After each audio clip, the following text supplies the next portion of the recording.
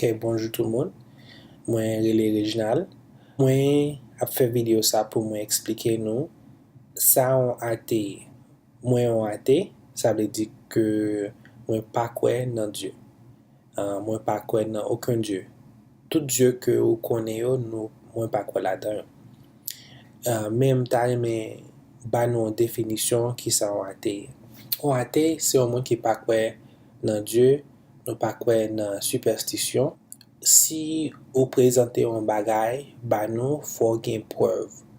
Si ou pa gen preuve, nou pa kwe nan bagay la. Donk mwen komanse yon group ki e le Haitian Free Thinkers pou mwen wè kombien moun nan komunite Haitien ke m ka jwen ki ate tankou mwen. Men gen tout kalite de moun nan afè de kwayens lan ki pa nan religion.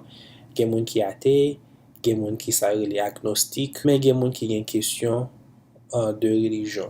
Nou gen tout kalite de moun sa yon nan group la. Men, premièrement, m ta reme explike sa ki yon ateye. Donk, li vreman simple, se yon moun ki pa kwe nan aucun dieu. Donk, mwen te aksepte ke mwen te yon ate nan août 2009, apre an pil ane de recherche, an pil fouye, chèche, mande, même priye, mwen aksepte ke pat gen aucun preuve pou di ke gon Dieu ki vreman eksiste. So, se kon sa mwen te vin nou ate. Mwen pat fet nou ate vreman, men se kon sa ba yo deroule. Histwa mwen komanse an Haiti. Mwen fet an Haiti. Famim se yon fami katolik li te ye. Mwen te fe konfirmasyon mwen. Mwen kwen se sa rele konfirmasyon. Lèm te jen. E pi nan 1988, fami mwen vini nan Miami, Floride. E pi se la mwen fe plu fote de tam map viv. Avan mwen te fini high school ou bien lise, mwen te inskri nan l'armée américaine nan. E pi nan 2003, mwen te Irak. Dan batay nan guerre Irak la. Sete la mwen te komanse li la Bib. Mwen te komanse nan premier liv lan, sa yore le jeunesse lan. E pi mwen li tout liv lan mwen li jusqu'à ce que mwen rete rive nan Isaïe ou bien Isaiah. Apre sa, mwen te retourne Etats-Unis et puis talman de pasteur mwen kestyon sou sa mte li an. Et puis c'est là mwen dekouvri ke li pat vraiment konen de ki sa ke mta pale an.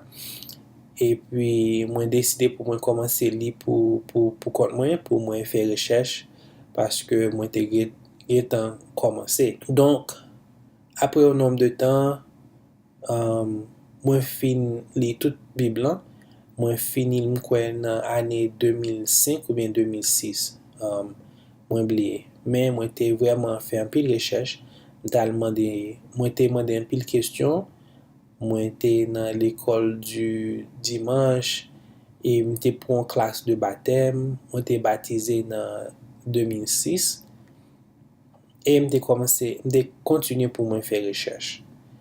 Apre un nombre de tan, mwen ale nan tout kalite de l'eglise pou mwen cheke sa yo kwe. Mwen ale nan Temple Jehova, mwen pale avek Témoin Jehova, mwen pale avek Mormon, mwen pale avek musulman yo, mal nan temple juif, mwen ale nan pil kote. Men denye moun tal cheke yo, sete un groupe de athée, et puis le mal nan reunion payon, mwen dekouvri ke se moun normal yo ye, yo vreman intelijan. Sete le sa nan 2009 ke mwen te aksepte ke mwen se on athée miye mwen men. Et puis sa se sa. Donc nan evenman sa te rive en Haiti nan janvier 2010 nan te rive, et puis Pat Robertson te di sa te di de zanset nou, sa moun ki te ede nou batay pou liberte nou. puis en janvier de 2011, moi commencé un groupe qui est les Haitian Free Thinkers là. Moi commencé groupe là pour ta ouais combien de monde que m'ta joindre qui pensait tant que moi. Moi réalisé que affaire de religion son sujet qui est vraiment sensible, mais moi quand même t'a joindre monde tant que moi dans la communauté. Hein. Et vraiment groupe là qui est sur Facebook, li vraiment grandi, nous gagnons plus que 100 membres qu'on y a et nous gagnons pilaté, nous gagnons agnostique, nous gagnons ça les humanistes, toute qualité de monde. Donc si vous avez une question, moi invitez vous pour checker nous pour demander nos questions. But moi fais vidéo ça pour me expliquer ça comment été pour si nous avons une question nous ka jeune monde pour aider nous avec ça. Donc on athée encore c'est un monde qui pas croire dans aucun dieu, pas croire dans superstition, pas croire dans malédiction. Si vous pas une preuve ou pas même besoin battre corps parce que nous pas accepter soit dire soit essayer pour montrer nous. Donc faut une preuve et donc c'est ça on a été.